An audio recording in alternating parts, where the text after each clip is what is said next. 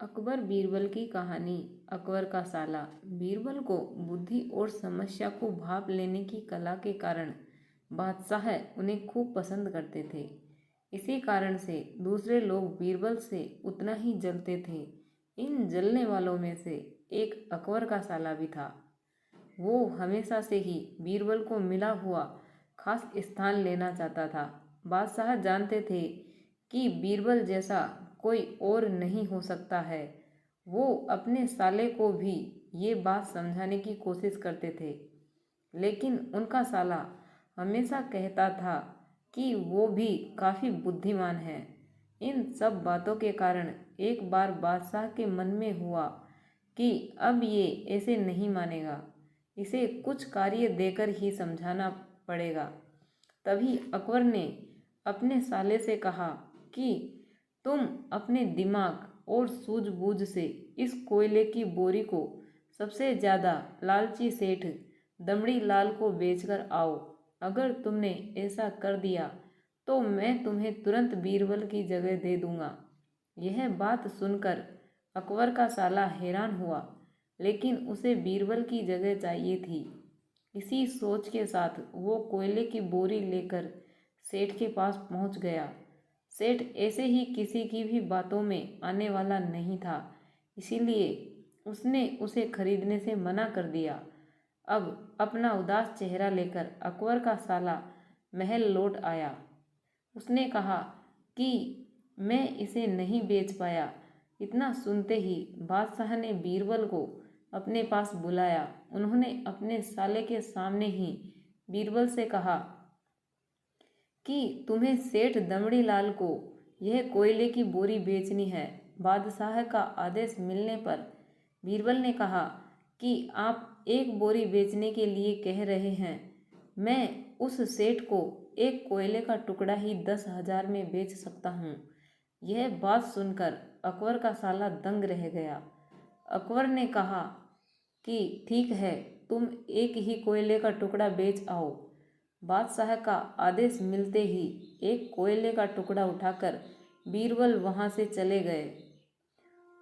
उन्होंने सबसे पहले एक मलमल के कपड़े का कुर्ता अपने लिए सिलवाया, फिर उसे पहनकर अपने गले में हीरे मोती की मालाएं डाल ली और महंगे दिखने वाले जूते भी पहन लिए। इतना सब करने के बाद बीरबल ने उस कोयले के टुकड़े को सुरमा यानी काजल की तरह बारीक पीसकर एक कांच की डिब्बी में डलवा लिया। इसी भेष में वो महल के मेहमान घर में आ गए। फिर बीरबल ने एक इश्तिहार दिया कि बगदाद से एक जाने माने शेख पहुँचे हैं जो जादुई सुरमा बेचते हैं। सुरमे की खासियत में बीरबल ने लिखवाया कि इसे लगाने वाला अपने पूर्वजों को देख सकता है। यदि पूर्वजों ने कोई धन छुपा कर रखा है तो वो उसका पता भी बता देंगे। इस इश्तिहार के सामने आते ही पूरे नगर में बीरबल के शेख रूप और चमत्कारी सुरमे की ही बात होने लगी। सेठ दमड़ी लाल तक भी यह बात पहुंच गई। उसके मन में हुआ, जरूर मेरे पूर्वज ने धन गाड़ रखा होगा, मुझे तुरंत शेख से संपर्क करना चाहिए। इतना सोचकर दमड़ी लाल शेख बने बीरबल के पास पहुंचा। बीरबल ने जानबूझकर उन्हें पहचाना नहीं। सेठ ने शेख से कहा कि मुझे सूरमे की डिब्बी चाहिए। शेख ने जवाब दिया, बिल्कुल लीजिए, लेकिन एक डिब्बी की कीमत 10,000 रुपये है। सेठ काफ़ी चालाक था। उसने शेख से कहा कि मैं पहले सुरमा आंखों पर लगाना चाहता हूँ, उसके बाद पूर्वजों के दिखने पर ही मैं 10,000 रुपये दूंगा। शेख बने बीरबल ने कहा कि ठीक है, आपको ऐसा करने की इजाज़त है, बस आपको सुरमे की जांच करने के लिए चौराहे पर चलना होगा। चमत्कारी सुरमे का करिश्मा देखने के लिए वहां लोगों की भीड़ लग गई। तब बीरबल बने शेख जोर जोर से कहने लगे कि इस चमत्कारी सुरमे को सेठ जी लगाएंगे। अगर ये सेठ अपने माता पिता की ही औलाद है तो इन्हें सुरमा लगाते ही तुरंत पूर्वज नजर आ जाएंगे।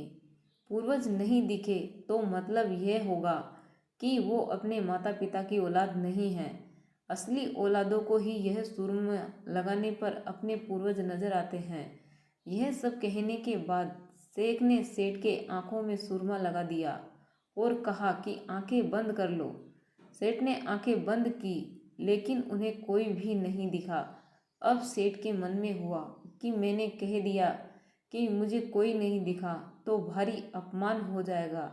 इज्जत को बनाए रखने के लिए सेठ ने आंखें खोली और कहा कि हाँ, मुझे अपने पूर्वज दिख गए। इसके बाद गुस्से में लाल सेठ ने बीरबल के हाथ में 10,000 रुपये थमा दिए। अब खुश होते हुए बीरबल महल चले गए। उन्होंने कहा कि लीजिए बादशाह, एक कोयले के 10,000 रुपये, और सारा किस्सा सुना दिया। यह देखते ही बादशाह का साला मुंह बनाकर महल से चला गया। उसके बाद से उसने कभी भी बीरबल की जगह लेने की बात अकबर से नहीं की। कहानी से सीख, किसी से ईर्ष्या नहीं करनी चाहिए और अपनी काबिलियत को साबित करने के लिए बुद्धि का उपयोग करना चाहिए। तो फ्रेंड्स, कैसी लगी मेरी ये कहानी? यदि पसंद आई हो तो वीडियो को लाइक करें और ऐसी ही अकबर बीरबल की रोचक कहानियाँ जानने के लिए हमारे चैनल को सब्सक्राइब जरूर कर लें। वीडियो को अंत तक देखने के लिए धन्यवाद।